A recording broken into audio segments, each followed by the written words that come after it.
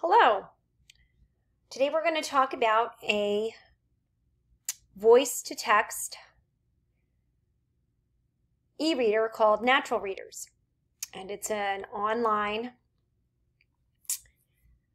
reading tool for assistive technology, or that can be used as an assistive technology device. So basically, we're in the naturalreaders.com online version, and it brings you to this page where it says to drag and drop your files or type and paste and edit here. So I delete and I'm going to go to any website. You can go to any file. This happens to be my website, MissSherryStorytime.com, and this is a little poem that I wrote a few years back. And I'm going to go back to the tab, and I'm going to paste the text right there. Now, this is pretty basic. It looks almost like a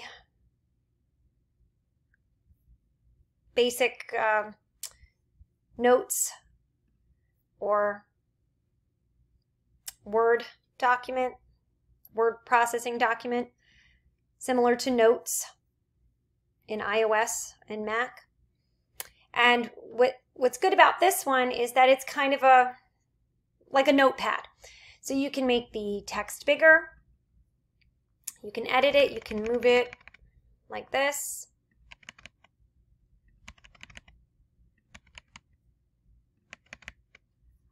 You can also choose a font like dyslexia font, which helps to ground the letters for those who have visual discrimination issues, those dyslexic students and individuals that have those things. I know there is some conflicting research whether that helps or not, but I think anything that's going to be of a help would probably be not bad to explore. So we're within the Natural Reader website, and you can press play, but there's also settings that you can choose. You can choose different voices, female and male voices. Right now it's set to Ryan. You can change the speed. Right now, usually the speed is 1. That might be too fast, but essentially you get all set up and you press play. Pumpkin pie. Pumpkin pie. Carve the pumpkin shell. Steam it up. Cook it up very well. Mix with some sugar in a cup. Add cream. And as you can see at the bottom, it isolates the sentences. Even though you can scroll up and down, it isolates the sentences when you press play. Now again, if you don't like the sound of that voice, you can change it. Mix with some sugar in a cup. Add cream and eggs and mix it up. A touch of ginger and cinnamon. Clove and brown sugar, yum, yum, yum. Flour. So as you can see, it's isolating it down at the bottom here. And it's going pretty fast as it goes through the sentences. But if I don't like that speed, I can scroll down. Try -3. Let me turn my volume back up so you can hear it. Roll it, roll it, roll it out nice and flat. And lay in the pie plate just like that. Take it to the oven and turn it on high. Soon we'll have a yummy pumpkin pie. Cool it. Okay, so that might be helpful to play with the settings as far as who's reading it, how fast it's going, how slow it's going. With the different voices, it helps because sometimes, when you're thinking about those audiobooks, some people have an auditory discrimination issue where they can't stand the sound of that voice. It might be too loud. The voice might be too pitchy. I don't even like how I sound on video sometimes. So, you know, you'd have to find that sweet spot with your students or with yourself, depending on who's using this. Now, since we're in the Chrome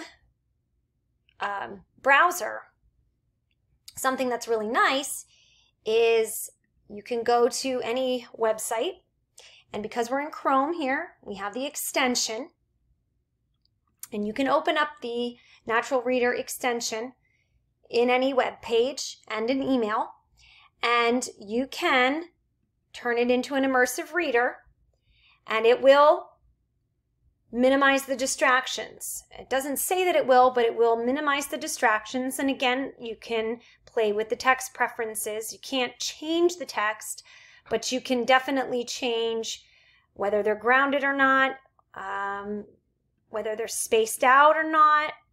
So that's a good thing to have.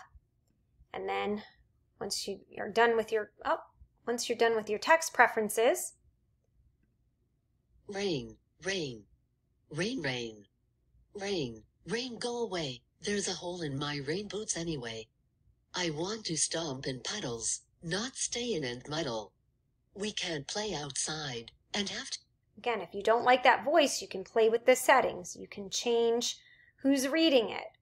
You can change the speed right here. We can't play outside and have to stay inside. I want to make mud pies. I want to make mud pies and catch the rain from the sky. But now I need new rain boots, and I am in an awful mood. So that's an option that you also have. So if I close it all up, I'm back at the website now. I can also go into my email, and I can launch the Natural Reader here. I can turn it into an immersive reader. I can change the speed. The extension is very convenient, and it's helpful to play around with those settings. So again, it minimizes the distractions. And I press play. Sharon E. create dazzling designs in seconds.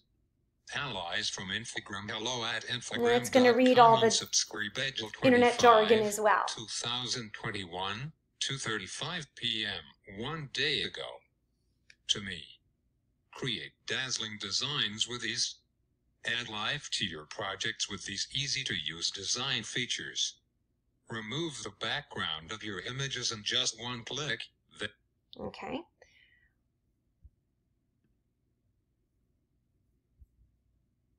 So it's very convenient. Close it up. It's very convenient because you can switch back and forth, especially if you have the extension in Chrome. You can certainly play around with it. Now, other things that are very interesting in it is if you come out of that and you go to the home page and go to the online reader, there's a little section here where it has frequently asked questions. So it'll tell you everything you need to know in a drop-down, how you access it,